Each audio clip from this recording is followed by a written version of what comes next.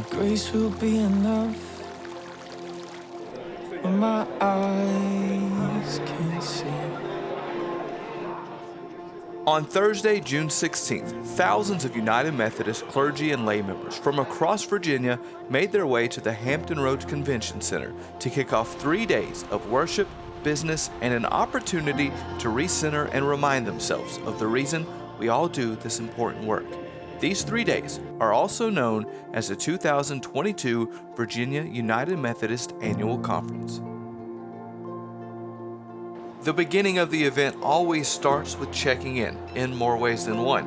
Yes, names are given and badges are distributed, but after several years of not meeting in person, this is also a chance to check in on friends and colleagues haven't seen in a while, an opportunity many took advantage of as the conference ready to begin. After check-in, the annual conference was off and running. Kay Catan, a nationally known speaker, spoke words of wisdom to the laity session attendees while the clergy session took place in another area. Catan has nearly 20 years of coaching hundreds of business leaders, pastors, church laity leaders, congregations, and individuals across the country. Amen. Once the laity session and Kay Catan wrapped up, it was time to begin our first worship service of the annual conference.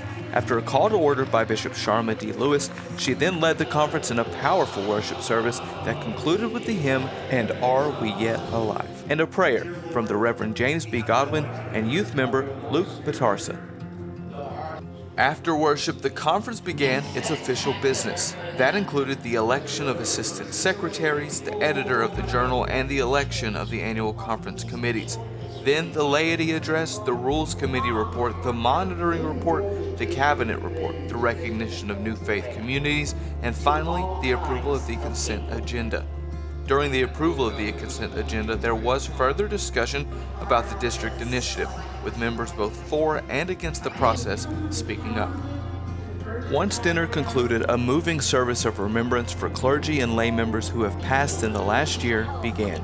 Prayer, worship, the Word of God, and lighting of candles marked the end of the first day of the 2022 Annual Conference. Day 2 of the 2022 Annual Conference started with a Singing Our Faith session led by Gerald Ricks and the House Band, who led the conference in worship for all 3 days of the conference. This session led straight into the first of 2 Bible studies that were led by Reverend Lisa Greenwood.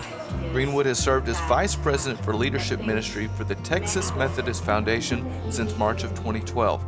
The Leadership Ministry for the Texas Methodist Foundation helps clergy and lay leaders to discern and discover new ways to steward their community's potential to fulfill God's purpose. Once Bible study concluded, business began once again.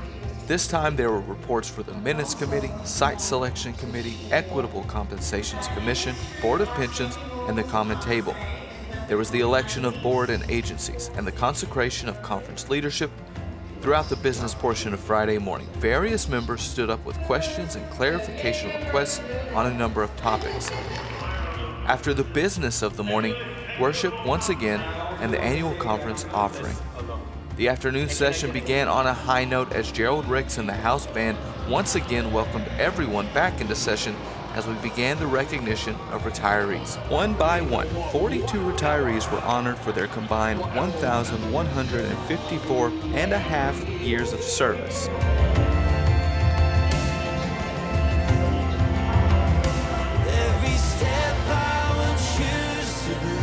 In addition, the Denman Award, Green Church Recognition, and the Francis Asbury Awards were presented while the recognition of the United Methodist College presidents took place.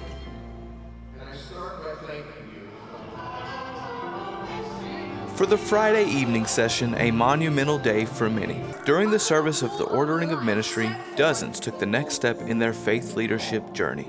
23 persons were licensed as local pastors, 3 were commissioned as provisional deacons, 15 were commissioned as provisional elders, 2 persons had their orders recognized, 1 deacon was ordained in full connection, and 7 elders were ordained in full connection.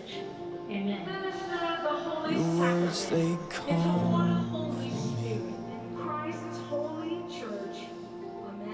strength is rising.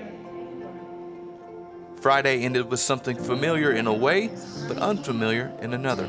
An altar call, but this wasn't an ordinary altar call.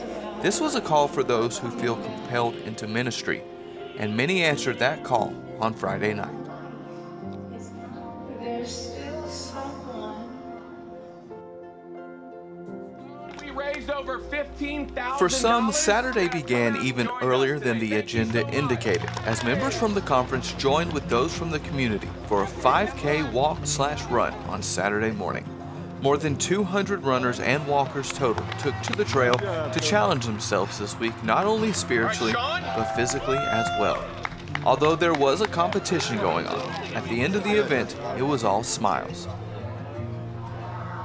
The third day's agenda began with another riveting Singing Our Faith portion, followed up by another Bible study by Reverend Lisa Greenwood. The business of the day follows shortly after. A report of the Minutes Committee, the Statistician's Report, the Treasurer's Report, the Council on Finance and Administration Report were all presented on Saturday morning. The 2023 budget was approved for $27,730,000. This is an overall budget reduction of $7,000, and more information can be found in the 2022 Book of Reports. In addition, the Episcopal nominee, the Reverend Tom Berlin, was named and said a few words about his nomination. I serve a church that I love, I work with people that I love, I live in a community that I love.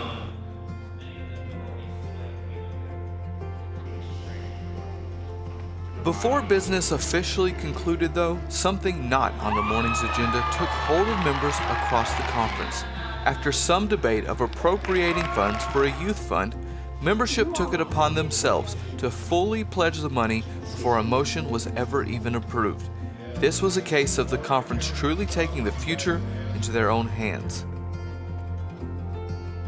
The final worship session consisted of a performance by liturgical dancers, a sermon from the Reverend Dr. Stephen J. Summers, and finally, a fixing of the appointments conducted by Bishop Sharma D. Lewis.